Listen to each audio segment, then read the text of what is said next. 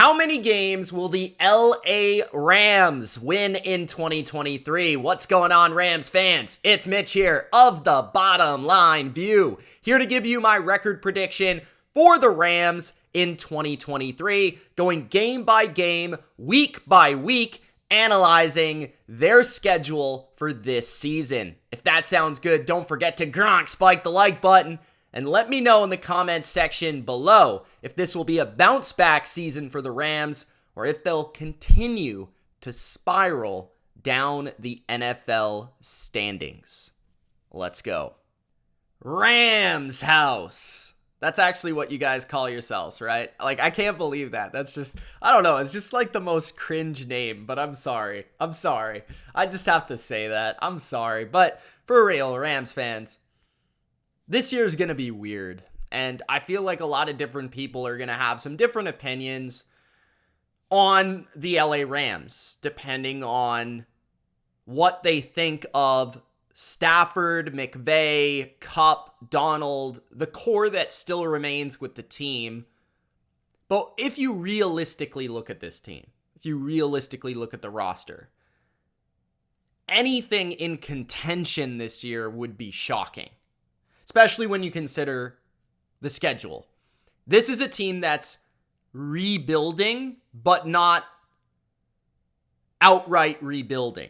They're kind of restocking, and part of that is due to the draft picks they've lost, the players they've lost, the players they still have that they need to treat with respect, and some of the players that will allow them to win games, like Matthew Stafford. That being said, let's go through it and explain kind of my process with the Rams. So let's look at this schedule to start the season. They play 1, 2, 3, 4 playoff teams from a year ago, and 4 playoff teams, I believe, this year. I think they're going to lose all those games. I think they're going to lose to the Eagles, the Bengals, the Niners, Seahawks. Going through it, I do think you can beat Seattle in week 1. I think that's a possibility. If the Rams are going to be competitive this year, they're going to have to come out and play well. Because I'm not sure how long Matthew Stafford can hold up physically. This is the number one concern for me for the Rams this year. I am very scared for Matthew Stafford's health long term. I just didn't like the way he played last year. I didn't like the way he physically looked last year. I honestly think he should have retired. I am completely honest. I like Matthew Stafford a lot. Love the guy. One of my favorite quarterbacks for a long time. But I don't know if he's physically going to be able to perform to the level you would expect for the whole year. So that's going to hurt you. On top of that, I don't know, other than Cooper Kupp, who's really threatening defenses out here. I do think your offense will be competent because you have Sean McVay, you have Stafford. The offensive line should be just as good as last year, if not better. It was horrible last year. And Tyler Higbee's there, Van Jefferson's there. You know, you got Cam Akers in the backfield. Like, not terrible pieces, but not electric pieces, not like you used to have. Defensively is my real concern, where, you know, like Aaron Donald's there, but you don't have Jalen Ramsey. You have a lot of young pieces that are unknown. So I think you could beat Seattle in a shootout type of game, but it's going to take a lot from Stafford and the offense to win that game. Then you play the Niners. You pretty much always lose to the Niners, even when you're at your best. Kyle Shanahan just owns Sean McVay. So I'm going with the Niners there, really without explanation. And then week 3, you play, in my opinion, the best team in the AFC this year, or at least at the end of the regular season. I think that's how it will end up. And I think it will be the Bengals on Monday night at home, Super Bowl rematch. I think the Bengals get their revenge. Week 4, I do think you beat the Colts. I think the Colts, you can beat their defense. Their scheme's kind of basic on defense. Their pass rush is pretty talented, so that might be a handful, but their secondary's all right. I think Kupp can have a nice game. And then on the other side of things, it's a rookie quarterback, most likely. Pretty basic passing defense. I think your run defense can hold up well enough there to win this game. I think Stafford wins this game. But when you really look at 3 out of the first 4, I mean, you're going 1-3 most likely. You're going 1-3. And then you're probably going 1-4. So what does that really mean for the rest of your season? It's probably not going to end well, but I do think you're going to beat the Cardinals. I think they're the worst team in the division, the worst team in probably the NFL.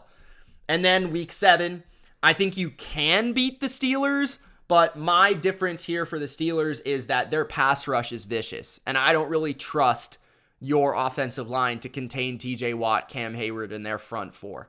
So I don't see it. Same reason for Dallas. Dallas is a better team than the Steelers, and it's in Dallas, but I think this game, again, their pass rush might be the best in football. Their defense might be the best in football.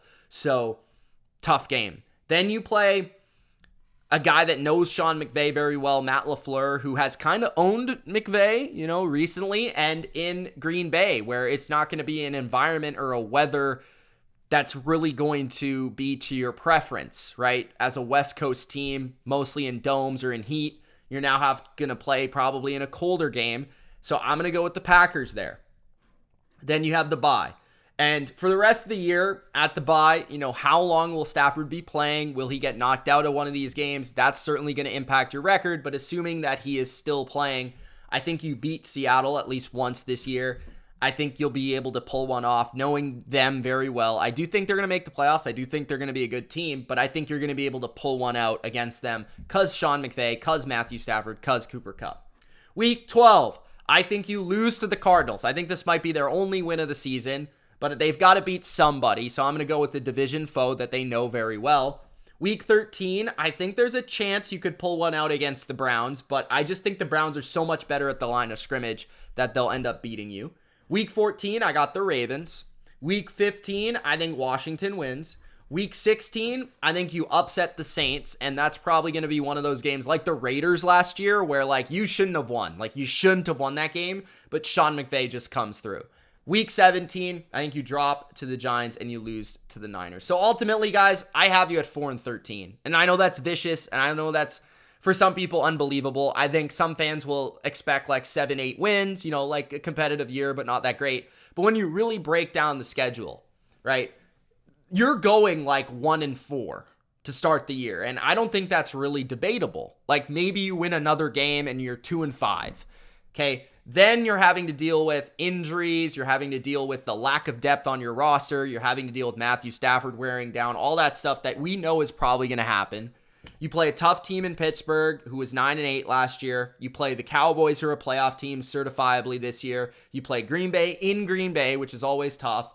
You play Seattle again. You play an improved Browns team, Baltimore in Baltimore, a tough front four in Washington. You play a playoff team a year ago in the Giants. You play a team that people expect to get to the playoffs in the Saints, and I have you winning that game. And then you play Kyle Shanahan again. So ultimately, I have you going 4-13. I tried to squeak out 5 or 6 wins, but I just don't see it with this schedule. And I do think the Rams need to replenish their young talent at the top of the draft. I think that's what they'll be able to do with only 4 wins this year. Let me know your thoughts in the comment section below. It's Mitch. Thank you so much for watching, and we'll see you in the next video. Peace.